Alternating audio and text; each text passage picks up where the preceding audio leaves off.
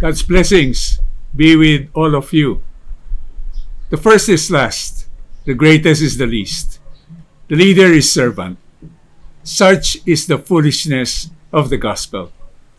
That is, to people who are worldly in their thinking, who put on not the mind of Christ, but the mind of the world.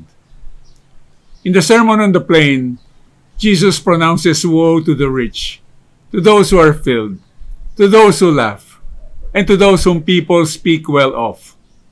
But those are precisely the things people most desire. They want more money, more satisfaction, more happiness, more recognition and acclaim. Further, Jesus pronounces as blessed those who are poor, hungry, weeping, maligned. Jesus tells those hated, excluded, insulted, and denounced to rejoice, nay, to leap for joy. The fallen world may hate us, but hey, that says something positive about us. What are we to make of all these? At the end of time, there will be an overturning of fortunes. The hungry will be satisfied while the filled will be hungry. The weeping will laugh while those laughing now will grieve. Who will have the last laugh? Who will have the final fulfillment? It is those who seek God, those who have nothing but God, those who witness to Jesus and so are persecuted on account of the Son of Man. And who will experience woe? Those who enjoy the world, who pursue the things of the world, and in the process neglect God and fail to serve Him. You cannot serve God and mammon. The gospel is not the so-called prosperity gospel, but the gospel of the cross. The world entices, but such enticements and pleasures can be deadly. Denial of self and embrace of the cross are the ways of following Christ.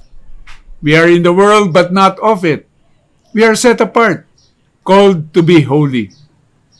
We, of course, can enjoy the good things, the blessings that come from God, but we are to be careful that we do not allow the enemy to cause us to lose focus and veer away. Keep your eyes fixed on Jesus. Serve Him and not yourself. Rejoice in the Lord always. Whatever happens to us in this life, we look not to the present world, but to the next. As Jesus Himself tells us in Luke 6, verse 23, "Behold, your reward will be great in heaven."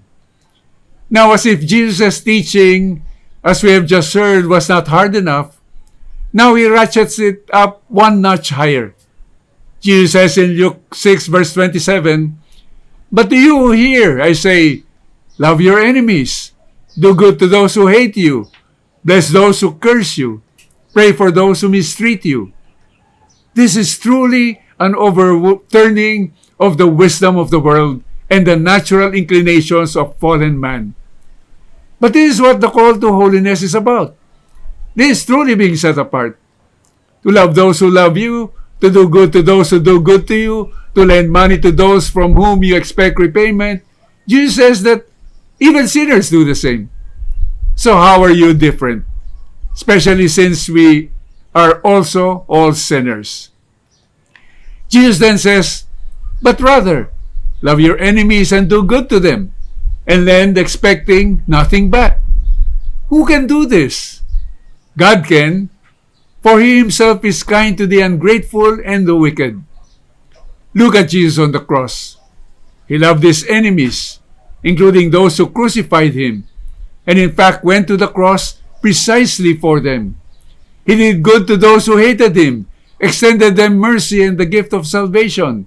He blessed those who cursed Him, spat on Him, and tortured Him. He prayed for those who mistreated Him, asking the Father to forgive them, for they knew not what they were doing. But that's Jesus, indeed, and He asks the same of us.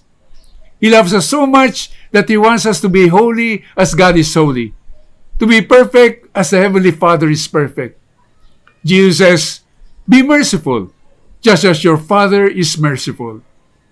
Is that difficult? Of course. It is in fact impossible just on our own strength.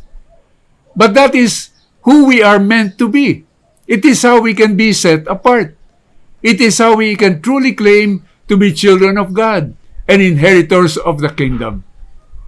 Then your reward will be great, and you will be children of the Most High. Jesus says to all these, to you who hear, are you listening? God bless you all.